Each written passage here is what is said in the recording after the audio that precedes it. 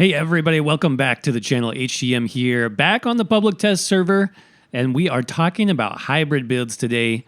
Specifically, I want to look at the new Pelinal's Wrath set and how this has changed maybe for hybrid builds and what you can do about it. So let's check out the set first. This is the old hybrid crafted sets, 9 traits to craft, and it has been changed quite a lot. It's now called Pelinal's Wrath.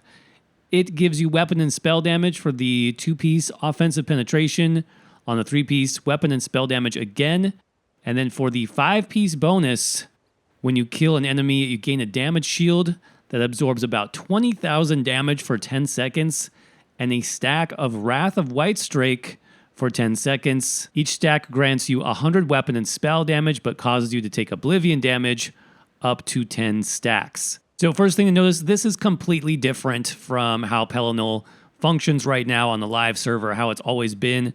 It used to be that you would get an equal amount of weapon and spell damage based on whatever was higher. So if you had 5,000 weapon damage and 3,000 spell damage, Pelinal made them equal, so you'd have 5,000 of both. That's no longer the case. But I think what's interesting is that, first of all, you will get a lot of weapon and spell damage together from this set. You have the 2 bonuses, plus you'll get a maximum of 1,000 weapon and spell damage when this is fully procced. 100 per stack times 10 stacks. That's 1,000 weapon and spell damage. It's actually quite a lot. And then you, of course, have the additional damage shield thrown in, which really mixes things up on this set. That's a huge damage shield. I don't know any other set that has that type of damage shield. It also has a long duration for 10 seconds, so it's actually pretty powerful. The only downside, of course, is you are going to be taking Oblivion damage up to about 2,600. It depends on your health. So I have on my build right now 26k health. So I take, 260 Oblivion damage per stack. It's going to scale based on your max health. So overall, that's what the changes look like. It is, again, it's completely different. So if you've been using Pelinal on a hybrid build, which I've done several hybrid builds using that set, it's going to be changing a little bit. You're not going to be stacking one type of damage anymore, either weapon or spell damage. You'll need to look for a more balanced approach to getting weapon and spell damage, which I think at this point, a lot of sets do this where they're giving weapon and spell damage together. Even this Pelinal buff gives you weapon and spell damage together. So you can obtain pretty close numbers, if not a little bit more, than what you've been able to get in the past by stacking just one of them. Let me show you. So for example, just on this basic build, and this isn't even really a build yet, I'm at 5,500 spell damage and weapon damage equally, and I'm not even procced on Pelinal yet. I haven't used it yet. And then also I don't have my buffs active. So if I have Major Brutality, Major Sorcery, you can see that's immediately going to go up to 6,300 weapon and spell damage. And then, of course, if I get this stacked 10 times, it's going to go up even more. We can see what that would look like real quick, I guess. If I can find enough enemies. Now, the one, I guess, downside is the timer for the stacks, 10 seconds, is a little bit quick. It's a little bit hard to maintain. But you can see, as far as the Oblivion damage, it does hurt a little bit.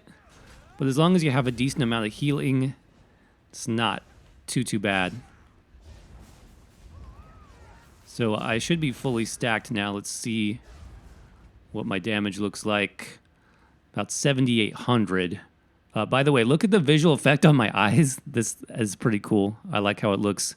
That's when it's procced, you can see. Then it goes back down. So I think if your goal with Pelinal was to just get really high weapon and spell damage, you're still going to be able to do that. So that's the first thing I wanted to point out. You can still get pretty high numbers, and I'm not even, necessarily optimized yet. So to answer the question, is this change to Pelinal like a bad thing for hybrids? Does it ruin hybrid builds? I don't think it ruins hybrids. I think it's just different at this point. You're going to need to adjust your build, obviously, if you use Pelinal. Hybrids are getting better and better with things like this that buff both damage sources, where you get weapon and spell damage at the same time. There are a couple things still where I think ZeniMax could improve hybrids, which I wanted to talk about. One of those is still there's two classes in the game right now. So Templar and Necromancers do not have a buff for major sorcery and major brutality. So that's your 20% weapon damage and 20% spell damage. All the other classes have a single buff that gives them both, which makes those four classes, so Nightblades, Sorcerer, Dragon Knight, Warden, those four classes are actually easier to play as a hybrid build because you get both of your major damage buffs from one skill. On my Templar right here, I had to kind of do some different stuff. So for major brutality, which is weapon damage, I have to run Rally. You can see that gives me 20% weapon damage. And then for major sorcery, I have to run Degeneration. So that's kind of a pain to have to manage two buffs just to get both damage sources. So I have to buff Rally, Degeneration, and now I'm buffed. Now I can enter combat, right? So I would say one of the next things that ZOS needs to do is fix that. Give Templars and Necromancers, both classes, a single buff for those damage sources. That needs to be done as soon as possible. Now, something else that you're going to lose for a Pelinal build is like on, let's say, Magicka Templar, for example, I might buff my spell damage really high using 3 spell damage enchants, right? And then I could have run Pelinal, and then I would get equal spell damage and weapon damage from those enchants. Well, I can't do that anymore.